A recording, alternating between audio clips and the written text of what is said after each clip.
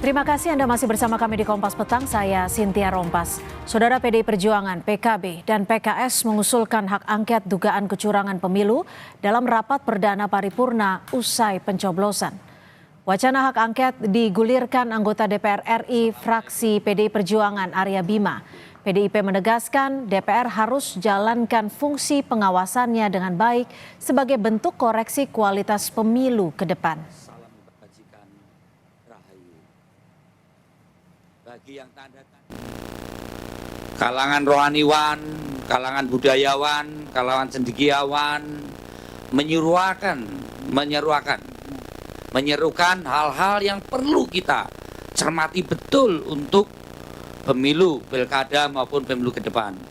Untuk itu pimpinan, kami berharap pimpinan menyikapi dalam hal ini.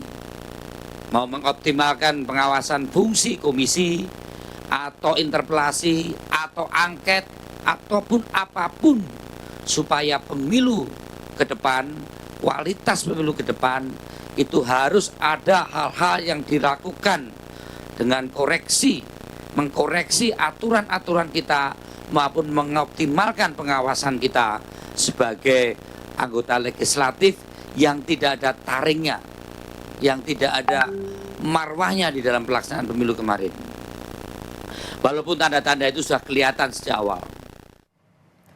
Sementara Litbang Kompas melakukan jajak pendapat kepada 512 responden di 38 provinsi dari tanggal 26 hingga 28 Februari 2024 soal hak angket pemilu.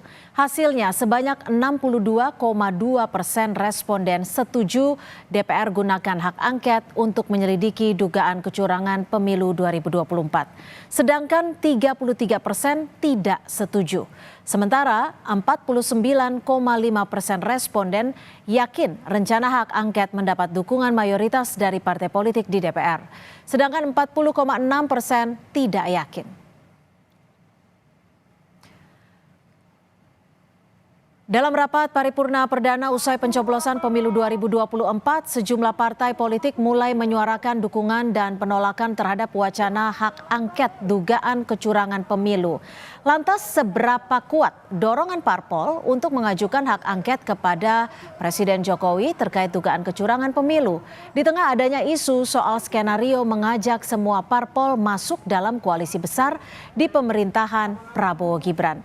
Kita bahas bersama anggota DPR RI fraksi PKS Syahrul Aidi Ma'azat, pengamat politik Universitas Al-Azhar Ujang Komarudin, dan juga kita masih menunggu politisi dari partai politik pengusung Prabowo Gibran yang masih kita usahakan sampai sore hari ini. Kita akan ke Mas Syahrul Aidi terlebih dahulu. Mas Syahrul, ini alasan PKS menilai sangat perlu untuk mengajukan hak angket dugaan kecurangan pemilu ini seberapa solid? Ya, solidnya sudah nampak tadi dalam paripurna, sudah ada 3 partai yang menyuarakan itu ya. Dan pembicaraan di tingkat pimpinan partai sudah selesai, dan sekarang pembicaraan di tingkat pimpinan fraksi untuk mengkonsolidasi agar hak angket ini bisa bergulir sesuai dengan rencananya.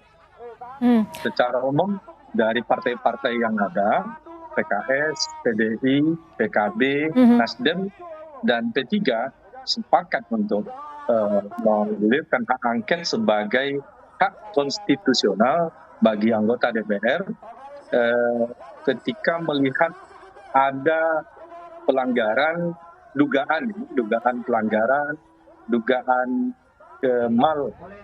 pelaksanaan pemilu. Ya. Kalau untuk pembahasan di tingkat pimpinan fraksi, kapan rencananya? Sudah mulai. Sudah mulai? Makanya ya sudah. Tadi saya dapat informasi juga Nasdem sudah form untuk mendukung hak angket tersebut. Jadi boleh kami konfirmasi lagi ya, PKB, PKS, PDIP, Nasdem terakhir. Jadi artinya sudah ada 4 fraksi. Dan P3 juga. P3 sudah, artinya sudah ada 5 fraksi ya? Informasi yang saya dapatkan, insya Allah. Oke, Kang Ujang, ya? Harusnya juga partai pendukung Prabowo, ya, karena ini hak angketnya hak konstitusional, ya. sebagai lembaga yang bertugas mengawasi pemerintah, mereka sudah siap juga memberikan dukungan sebagai untuk hak angket ini kan. Kan tidak ada salahnya kalau mereka merasa benar, ya apa salahnya kan? Oke.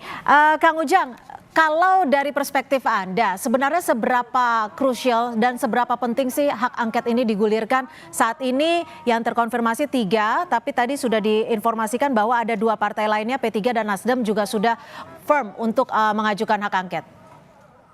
Ya, yang pertama soal daya tahan dulu ya, daya tahan partai-partai politik yang akan mengusung hak angket. Artinya kalau PDIP punya daya tahan, lalu PKS punya daya tahan, tapi PKB ini saya ragu.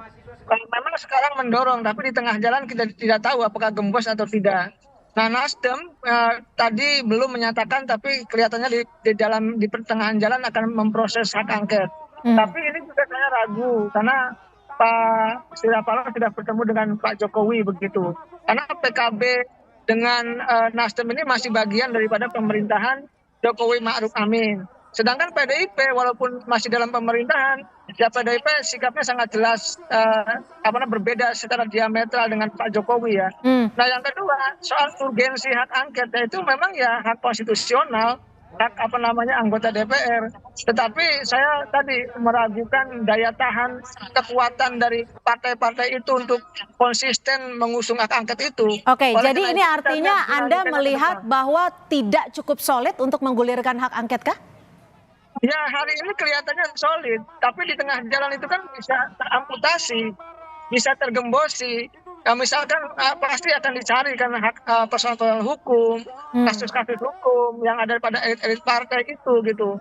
Dan dalam konteks PKS mendorong hal yang wajar karena PKS bagian daripada partai oposisi begitu. Oke, Pak Syahrul bagaimana menanggapi ini, Pak Syahrul? Ya, saya tidak bisa menjawab untuk partai lain apakah mereka konsisten atau tidak. Tetapi saya hanya bisa menjawab untuk PKS. PKS karena memang kita secara terang menderang banyak dugaan-dugaan politisasi hukum.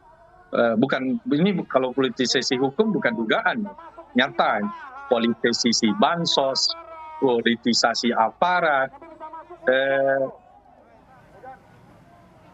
Ya.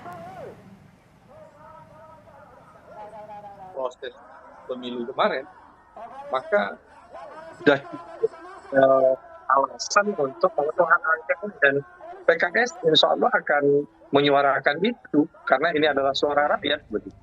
Dan PKS selalu menyuarakan suara rakyat. Masalah berhasil atau tidak itu tidak menjadi ukuran gitu. Oke, artinya Anda sudah menjamin sendiri kalau PKS sudah cukup solid menggulirkan hak angket ya, Pak Syahrul? Ya. Kang Ujang, kalau dilihat lagi, ini seberapa besar nanti partai-partai ini kalau Anda menyebut masih ada keraguan untuk tetap konsisten mengajukan hak angket, apa kira-kira yang menjadi keraguan atau poin-poin apa yang membuat keraguan ini bisa terjadi? Ya, pertama ini kan jalur politik ya. Jalur politik itu pendekatan yang akan dibalas juga dengan pendekatan politik oleh kubu pemerintah. Karena ini kan tuduhannya serius ya, dugaan kecurangan yang dilakukan oleh presiden. Kelihatannya objeknya itu presiden, objeknya Pak Jokowi. Nah, dalam konteks itu saya melihat kelihatannya Pak Presiden juga ingin punya legacy yang baik, pemilunya tidak curang gitu. Maka ya kemungkinan besar akan memblok ya, akan menggembosi pihak-pihak yang berjuang untuk mengusul hak angket itu pertama. Yang kedua, di sisi yang lain ada banyak partai politik katakanlah ya yang mohon maaf gitu. Ya ketua umum itu juga bermasalah, punya persoalan-persoalan hukum. Nah, inilah yang akan menjadi kelemahan dari pihak-pihak atau partai politik yang mengusung itu. Misalkan PKB itu punya kelemahan di situ, P3 juga punya kelemahan di situ. Nah, kalau PKS ya saya percaya dengan PKS, PDI juga saya percaya. Nah, bagaimana dengan Nasdem? Nasdem ini masih 50-50 gitu, bisa mendorong ya bisa juga berbelok ke kubu pemerintah. karena bagaimanapun Nasdem itu masih bagian daripada pemerintahan Pak Jokowi. Di saat yang sama juga beberapa waktu yang lalu Pak Surya Paloh bertemu dengan Nasdem, dan kita melihat hari ini juga Nasdem tidak mengusulkan hak angket itu, walaupun dibantah oleh salah satu anggotanya yang udah DPR, Pak Tobas, yang mengatakan akan mendorong hak angket nanti gitu pasca pengumuman hasil pemilu di 20 Maret nanti, begitu Mbak Cynthia. Oke, Pak Syahrul, lalu seberapa PKS sudah berkomunikasi dengan Nasdem? Karena dilihat dari Kang Ujang sendiri bahwa masih ada keraguan nanti ke depannya kalau Nasdem konsisten. Ya, makanya saya bilang tadi bahwasanya di tingkat pimpinan partai sudah ada pembicaraan, dan maka sekarang tentu pembicaraan di tingkat pimpinan fraksi. Dan tentu ini sudah pada teknis ya, bagaimana menggulirkan bisa terwujudnya hak angket ini di parlemen. Baik, kita juga masih akan melanjutkan sesi dialog kita pada sore hari ini karena memang di tengah isu hak angket kecurangan pemilu yang diusulkan 3 parpol di rapat paripurna DPR, ini juga beredar isu soal strategi memasukkan semua parpol dalam koalisi besar di pemerintahan Prabowo Gibran. Terima kasih Anda masih bersama kami dan kita juga masih membahas soal isu hak angket yang sedang bergulir dan juga adanya wacana terkait strategi memasukkan semua parpol dalam koalisi besar Prabowo Gibran. Karena memang saudara, di tengah isu menggulirkan hak angket, Partai Golkar merespon tudingan soal strategi memasukkan semua partai politik dalam koalisi besar pemerintah. Wakil Ketua Umum Partai Golkar Erwin Aksa, menurutnya pembentukan koalisi besar yang terdiri dari partai-partai di bawah pemerintahan tidak akan mengancam demokrasi. Erwin menyebut skenario tersebut sah-sah saja karena rakyat sendiri yang memilih wakilnya. Punya keinginan untuk berkarya, yang punya keinginan untuk masuk dalam pemerintahan karena ingin berkarya, ingin membangun Indonesia, memberikan keadilan kepada masyarakat Indonesia. Saya kira selama platformnya sama dan tujuan dan cita-citanya sama, ya saya kira banyak yang ingin terlibat dalam pembangunan, termasuk masuk dalam pemerintahan Prabowo Gibran ke depan. Hubungannya dengan demokrasi. Demokrasi itu kan selama ada check and balance, kemudian bebas. Dan saudara, sebelum kita melanjutkan dialog kita pada sore hari ini, kita akan pantau situasi terkini dari depan gedung DPR MPR, di mana sejumlah massa aksi masih melakukan aksi unjuk rasa di depan gedung DPR MPR. Ada 2 kelompok demonstran, di mana kelompok pertama adalah mereka yang mendukung hak angket dan kelompok lainnya adalah mereka yang tidak mendukung ataupun kontra terhadap hak angket.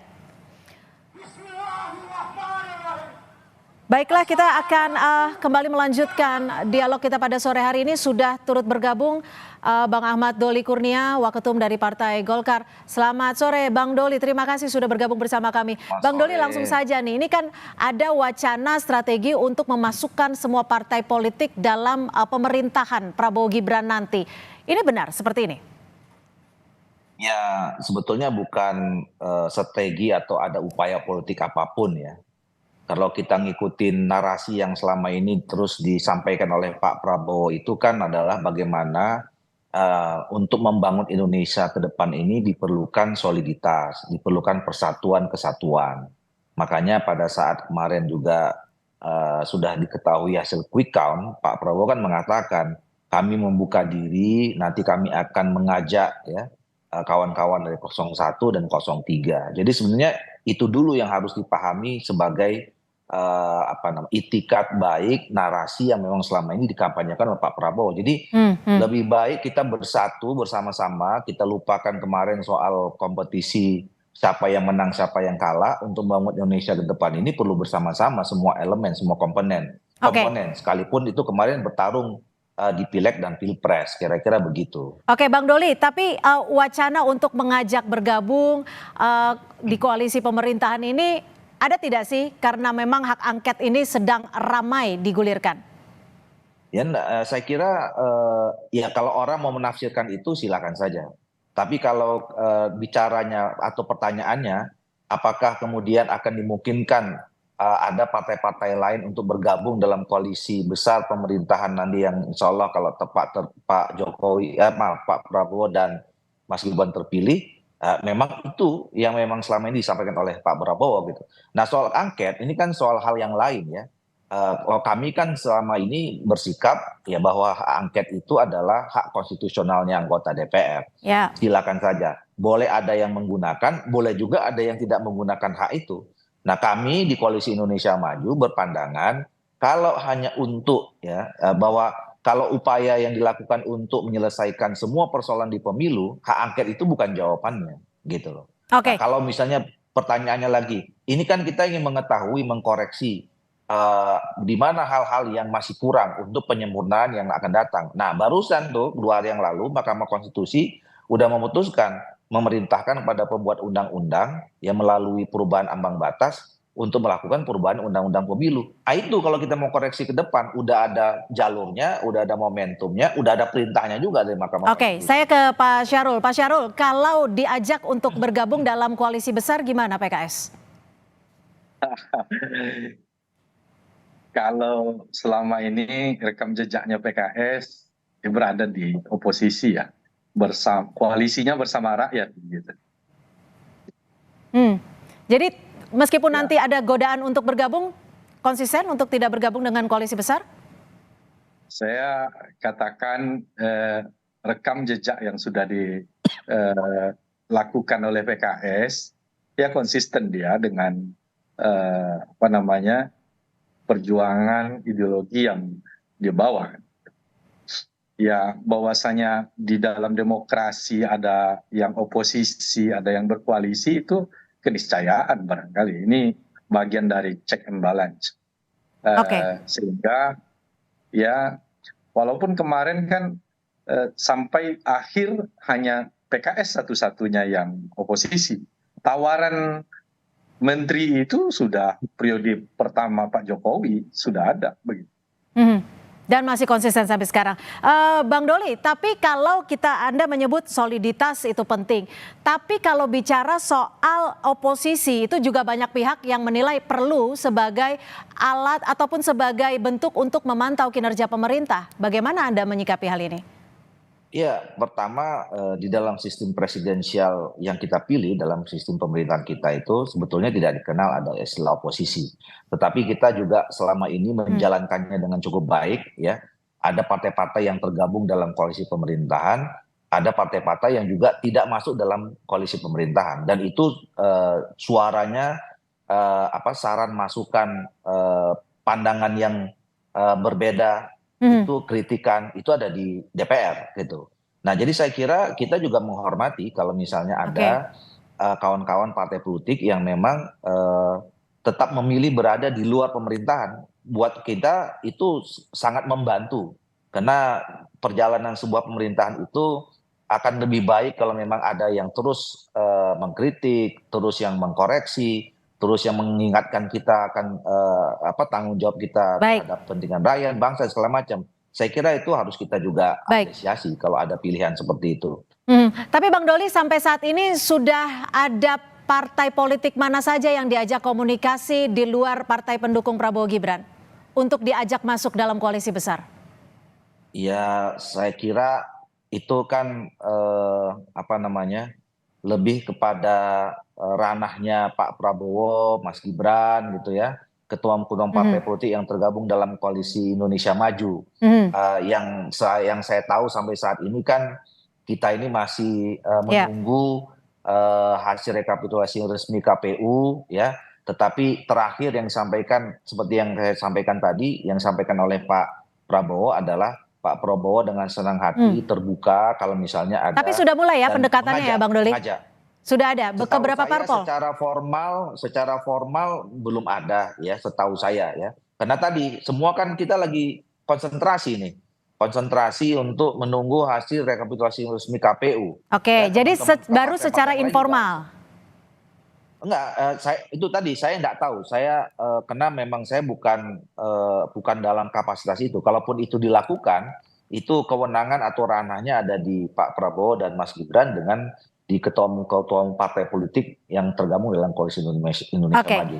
Dan Baik. saya sampai sekarang kalau ada pendekatan formal, setahu saya belum ada. Oke, baik. Saya ke Kang Ujang. Kang Ujang, sebenarnya tawaran apa yang paling memungkinkan ketika partai politik di luar pendukung Prabowo Gibran ini untuk masuk dalam koalisi besar, menurut Anda? Nah, sangat sederhana ya, power sharing. Di politik itu dikenal power sharing, artinya berbagi kekuasaan. Nah, biasanya kekuasaan yang paling seksi ya bagi kader partai politik atau bagi partai politik adalah jabatan menteri. Cuman memang nilainya, soal nilainya, artinya nilai itu soal kuantitas, soal jumlah.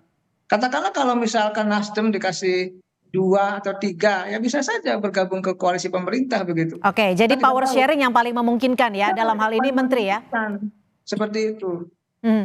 Oke, terakhir Pak Syahrul, kalau ditawarkan posisi menteri di kabinet yang baru nanti gimana menurut Anda untuk PKS? Saya rasa pembicaraan kita belum sampai ke situ, Mbak. Pembicaraan kita kan ingin menyoroti proses pelaksanaan pemilu. Kan belum juga ada pengumuman, dan untuk menjawab itu ya bukan kapasitas saya. Tetapi sebetulnya yang kita diskusikan ini apa latar belakang kita mengusulkan hak angket. Ada dugaan